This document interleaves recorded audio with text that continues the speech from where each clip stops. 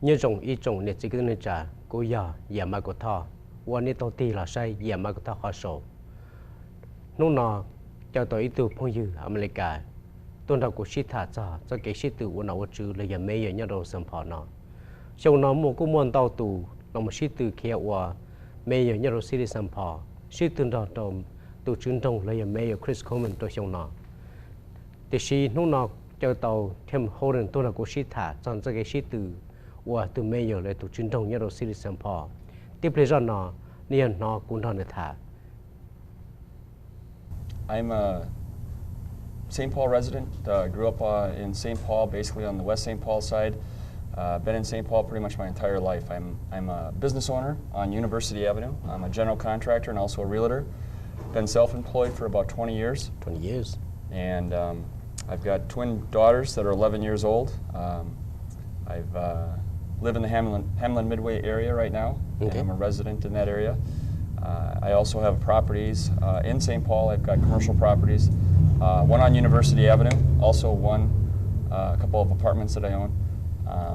And I'm a business owner that wants to have their voice heard. I'm very much about having people respected and listened to. And I think we have a huge problem with that right now. As a business owner for over 15 years in St. Paul, we've asked for some things from the city and we haven't had the opportunity to have a response, and I'm very upset, and that's why I'm running for mayor. So that's the reason why you run for mayor. That's correct. The most important thing we have to do as a society and a community is we have to listen to one another. I think if we take 1 or 2 minutes and give each other the common courtesy and respect to listen, we can solve problems by doing that without doing anything. Just given the common courtesy and respect. And that's not happening right now with the capital city. We have a lot of people in positions of power that have their own agenda, and they feel like they know what they're doing, and they think they can do what they want without getting community input. And I think that's a problem. The community would like to have their voices heard, and I believe we should solve problems from the ground up. Sure. And listen to what the neighborhood has to say, listen to what the residents want, and when we do that, we'll make things happen, and it'll be all positive. People will respect each other. It'll be a lot more open communication. You mentioned you have property on the university area here. Does the railroad impact your business? Definitely. The light rail and construction has definitely impacted our business. I'm a person who is for transit. I'm about transit. I think it's very important. However, I believe that we need to have a strategic planning in place when we do any kind of project with the magnitude of what the light rail construction was. This is over $1 billion project, and we've had over 80 businesses close as a result of the light rail construction. And in my eyes, that's not acceptable. Our current mayor said that not one business would close, and we've lost over 80. A lot of those friends are my friends too. That have closed? Yeah, they have closed the business on the light rail, and especially in the university area here. I'm sorry to hear that. And some of those moved to the east side somehow because we don't have light rail there. That's, and but, you know, hopefully that, like you say, if it ever does go to the east side, they do a lot better job of planning. Well, I think the city of St. Paul should do a much more a better planning for the business on the strip, because that number of years, 3-4 years of doing the work, and there's no more customer coming in. Of course, somebody going to close the door. Even the restaurant, the May Village restaurant, right? Yes. Even that restaurant has been. The restaurant had some problems with access, getting people in and out, and you know, they ended up having to renegotiate some stuff, and I think that they still may be able to conduct their business, but it's been terrible for a lot of businesses. Access, parking is huge. Loss of parking equals loss of livelihood, and that's the reality. You have to have parking for people to come. If they don't have the access and the convenience to come, they're going to go elsewhere. Right. No parking on the street, no parking lots. So where do we shop? Yeah. We come to shop if we have no place to park. Another big important issue that a lot of people, I think, are kind of skipping over and that hasn't been addressed, and this is handicap access and handicap parking for the Central Corridor.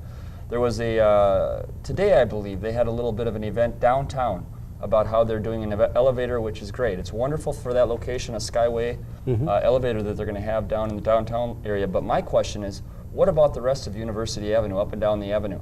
We have lost over 1,000 parking spots up and down the avenue.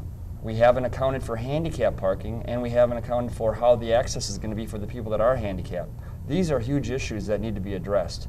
And I really think it's important that we slow this down and think about it and listen to what people need and what businesses need. We can't afford to lose another business in St. Paul. The businesses help pay taxes, and that help pays for the city services that we have. As a business owner myself, it's been very difficult. I've talked to a lot of other businesses, and they're in the same position. This planning hasn't been in place. The funds weren't there to help businesses sustain themselves through the light rail project. We had to beg for the money to help take care of some of the losses that we've had, and the reality is that shouldn't be the case. Those funds should have been in place. The planning should have been there for the parking and the access, and our city leaders should have known that this is going to be an issue and listen to what businesses say. I gathered with about 150 other businesses in a group called UABA, and the reality is we were aware that the light rail is going to be a real mess, and we try to do everything as proactive as possible. The reality is the city didn't do their job very well, and in my eyes, that's not acceptable. We can't afford to lose any businesses, not one. Not one. You also say you believe in high quality education. Can you elaborate more? Absolutely. It all begins with our kids.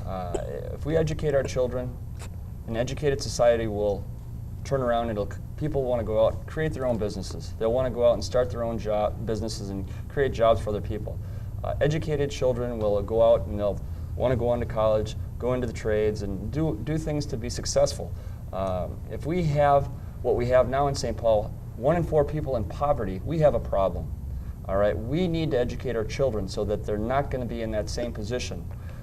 There's a lot of issues that have to be addressed. We have kids that are having kids, and that's an issue that really, we have to look at. But when we do have children that are in schools, they need to have the ability to have an encouraging environment for kids that are safe. The schools need to be safe. The teachers have to be interacting with them, and the parents need to be involved. When the children do well, they have to be encouraged and loved, complimented. Kids are what it's all about. I've got twin daughters that are 11, and I love them, and I can't tell you enough. As far as children are concerned, we need to educate every child and give every child the very best opportunity we can to do the best they can do in St. Paul. And that means possibly doing some things differently than we're doing now. We have a real educational gap in St. Paul, people that are white versus people that are of color, and that's not acceptable. We have one of the highest educational gaps in the nation. We also have the highest unemployment gap between people that are white and people of color in the nation. I think it's over 20%, and that's not acceptable. So why is that? The reality is jobs. We don't have businesses here. We don't have private businesses coming into town. A big reason for businesses not wanting to come, they're not being listened to. People aren't listening to what other people have to say. Businesses will come if you listen, and when you do have them come in and they want to bring their own money, we have to listen to them, and we have to say, hey, let's maybe cut some of the red tape. Let's do what's necessary to make these folks want to come in here and put people to work. Livable wage jobs. And I think sometimes we need to up our minimum wage to $12 an hour. People need to have enough money to survive on. If they don't, unfortunately, they're going to probably revert to things that they shouldn't do, and that's the reality. People have to do what they have to do to survive. Right. So I think we need to educate our kids. Absolutely, the most important thing we do. First and foremost, educate our children. After that, we need to listen to businesses, promote private business. Absolutely listen to businesses. Third thing we need to do is put people to work, and that happens by listening to businesses and educating our children. Talking about business though, a couple of years ago, 3M on the east side, the move all the building, shut down all the building, knocked down all the building. Why is that? Well, again, it was an issue where the company maybe did some reorganization, and there could have been some things the city may have done to listen to what they wanted and needed, and it tried to make sure that whatever they did want or need, they accommodated them in whatever fashion they had to. 3M is a big company. Obviously, we need to keep those higher paying jobs here.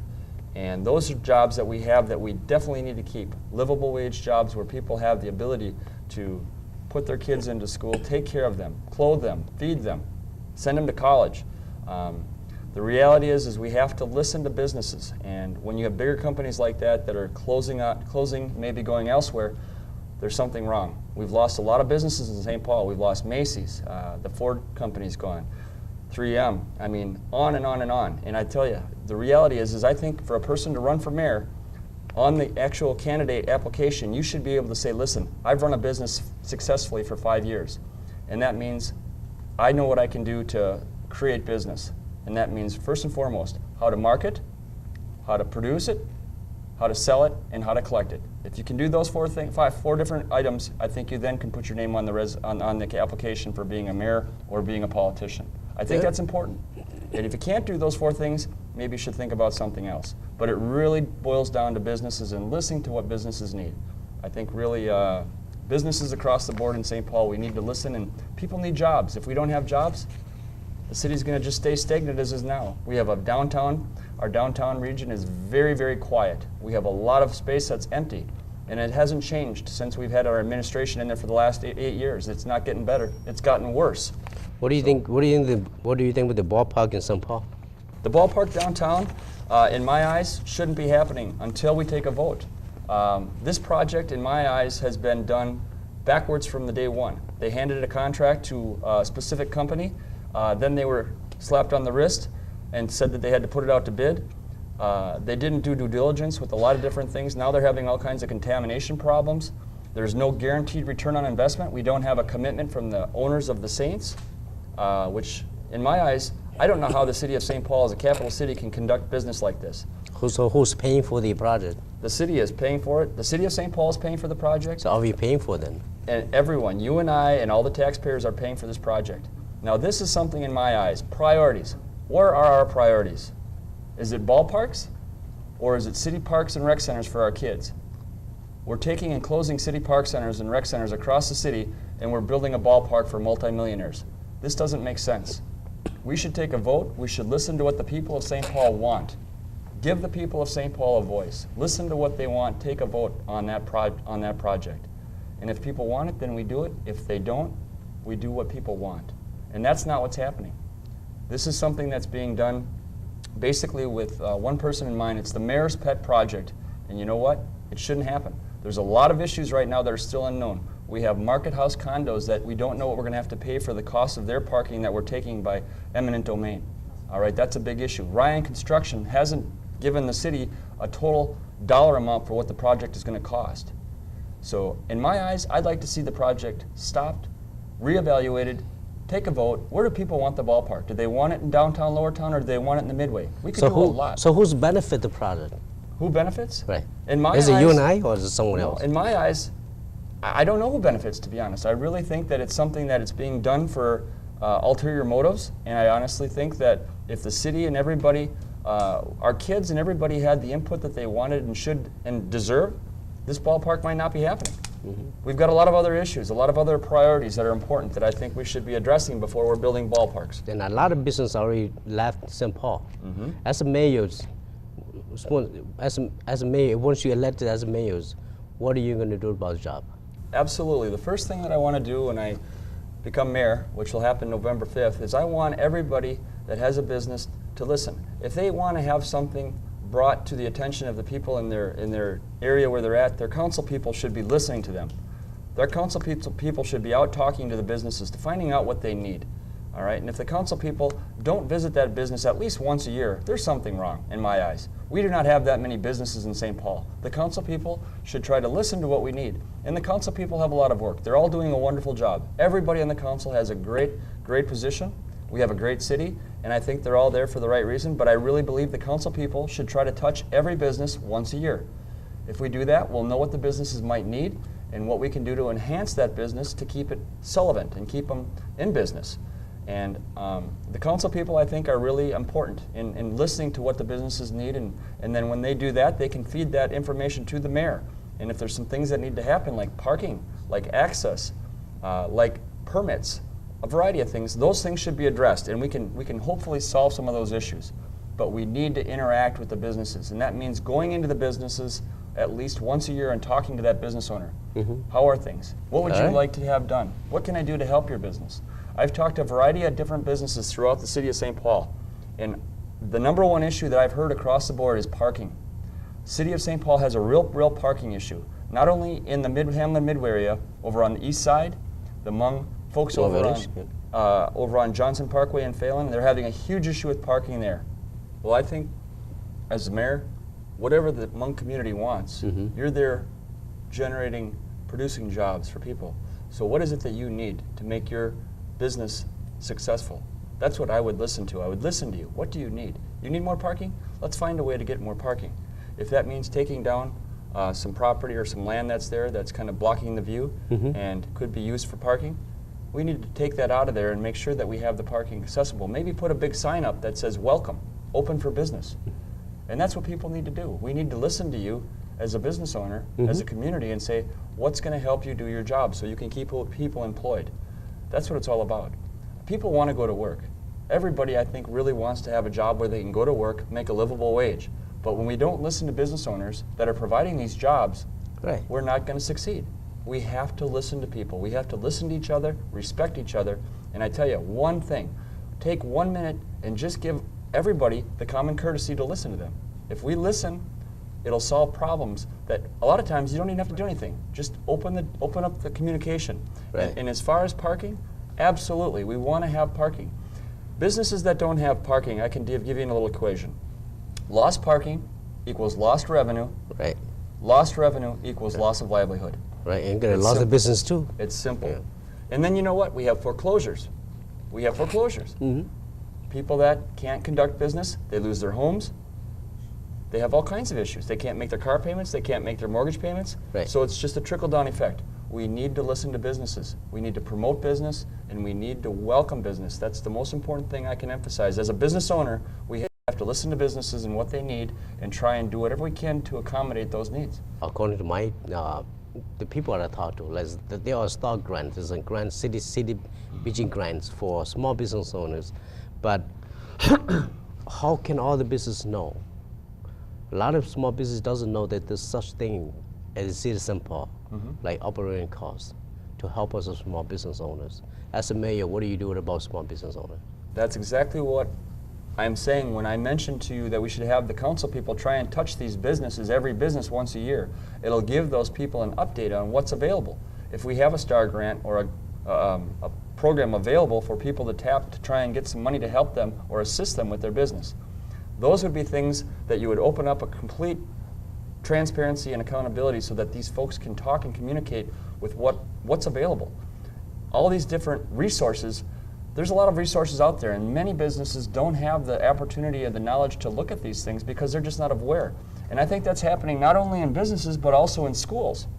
We have a lot of kids in schools that there are so many resources that we have, these kids just don't have the resources. And they don't know about the resources. They're not transparent. They're not right there. So, hey, we understand that this is what can be done, what we can utilize, what we can do. We need to have an open communication. And that's big. We need to listen to what the community wants, listen to what businesses need, and interact. Get into the businesses once a year. Talking about education, I remember years ago, City of St. Paul has such a program called Minority Something, the MED program, where they give money. If the student get accepted to the program, they will go to any college, any university in Minnesota, or Minnesota that are associated with the program. They get a scholarship for all tuition paid for. Now that program is no longer exist. What do you think about that program? I love the program. The program, I'm not real familiar with what program that was, but I know there are some new programs that are available. I was at a meeting over at the Rondo Community Library about 2 weeks ago, and they have a new program available. Raina Moran, who does a wonderful job over there, was talking about a program that just became available where people, I think, are able to get up to $5,000. And this is something you may be able to contact her to get a little bit more information on. But Raina Moran was there, and also Melvin Carter. They were both there, and they're aware of the program. Now, these are for people, I think, that had lower incomes, that needed help with their children and trying to help them have the resources and the things that they needed to go to school. And it's a good program. Well, if they are aware of the program, I think the citizens need to be aware of the programs too. Absolutely. And don't just keep to themselves. Absolutely. And this, just to give you an example, this program with Raina and Melvin Carter that I went to, there was maybe 10 people, and that was it in the meeting. Yeah. And this was just recent information that had just been put out by Governor Dayton, and they were trying to let the community know. And I think, yeah, we could do a lot better job of advertising this information, letting everybody know that these programs are out there and available. And when we do that, I think it'll help a tremendous amount of people. We have 1 in 4 people, I think, right now in poverty in St. Paul, and that it's not acceptable. 1 in 5 children are living in poverty. We need to help one another. We need to listen to one another. We need to respect one another and love one another. If we do that, we can fix the problems we have, but the only way we're going to do that is to listen to each other and respect each other. We can't do it on our own. And it's not about party. Again, I am not about party. I think party is the problem. When we take a look at politics, I think there's a lot of good ideas on both sides of the table. When we take and pick one side or the other, I think we take a step backwards. And that's a very negative thing. We need to have an open mind, put the issues on the table, and then listen to all the different solutions. And then use common sense and pick the best solution. Not just say, okay, I'm only going to work with these ideas because I'm on this team, or I'm going to use these ideas because I'm on this team. We need to work with everyone. Respect everyone, listen to everyone, and that's what it's all about. We have a lot of issues across the board, many issues, and some of them are very big, and we can't afford to delay some of these issues. We have a lot of issues with pensions right now, and I'm aware of a couple different programs that are available for pensions, people that have pensions, where I've talked to some folks that are, other cities in the country right now are using a life insurance where they can help make the pensions solvent. And it's a very interesting concept, but it was brought to me by some folks and I thought it was very interesting. My father sells life insurance and it makes sense. It's a win-win situation. Now the person that I know that's kind of trying to get this program in effect here in St. Paul and in the St. Paul area approached the city of St. Paul and they wouldn't even allow him to come in and have coffee and sit down and listen to it. In my eyes, why would that be? If you have somebody that's possibly bringing a solution to a major problem, we need to open up our ears, open up our eyes, and start to think outside of the box. If we don't do that, we are going nowhere but backwards. It's going to be very, very difficult one. Yeah, very. Well, Tim, thank you so much. Thank you for the night and for coming out to Hmong Thank you TV. for coming, and I want to say something. I've had more of a welcoming, just open arms from the Hmong community, the Asian community, than I've had from virtually any community in St. Paul so far. A couple gentlemen I want to say thank you, and I really appreciate Kevin Vang, Sa Vang, Bua. They've been wonderful, very accommodating, and very helpful. And I want to do everything I can to help your community. I want to help every community, the black community, the Indian community, Asian community, everyone. We all need to have a voice. We need to live together, work together, respect one another, and give each other the common courtesy that we need. And if we do that, we'll have the best place in the world to live. But it all takes communication, respect, and that's the bottom line. We need to love one another and work together and listen to each other. If we do that, it's going to be good. By the way, we're going to build the monument on the city of St. Paul, the state capitals. Once you get, if you get elected, I want your support. When we get elected, we will get the monument built. We will do that. Thank you. Thank you so much. Have a good Thank day. you. Thank you. อีจนในสิ่งที่จะเสนอปตานี่นอกูดฐานอย่าเทมโฮเรนอย่าอีตัวอเมริกาได้อย่าลงมาชิตัววันนอว่าจือเลยว่าไม่ยเนี่ยเราซิลิสัมพอเนี่ยกูม่วนเตาลุจีจงเป้าจ่อหาแต่ซิลิสัมพอจงในใจยาตาโทหล่อในยอดตัวเขาซิลิสัมพอตอนเตาลุชงเลยเนี่ยกูเป้ากันเอาเกหัวเนี่ยหัวนอเนี่ยกูเป้าจ่อจะโปรงานเลยจะเกชีเนี่ยนู่นเนี่ยเนี่ยเราสัมพอนอกูเป้าจ่อหาแต่นั่นเนี่ยจะเนี่ยเจเนี่ยเราสัมพอซิลิจ่าโดลิจ่าเนี่ยกูเป้าจ่อหาแต่นั่นนอยโอลิจ่าจะไปสั่งที่ลินจังจะหน่อยจะชื่อจะเล่นตอนหนึ่งลู่จังมัวยอยมลงใช้ไปสั่งฮาลิจ่าโดลิจ่ายกก่อจอซิลิคันโซนเตอร์ตรงตัวมุนทอจอตัวลาหลวดสิถ่ายอีส่งตัวเยี่ยวส่งเตอร์ก็เทียบเป้าหาเดียเกยต้องการเตอร์เลยเกซาตอนไหนจอตัวลาตัวหลวดในโรงจ่าโดลิจ่ายันเตอร์นี่ยอแต่เงียนในลู่ชื่อยี่ยังมึงมองปอมบาตัวหนึ่งตัวลู่เกาอีลินตัวหนอนี่เทมโพเลย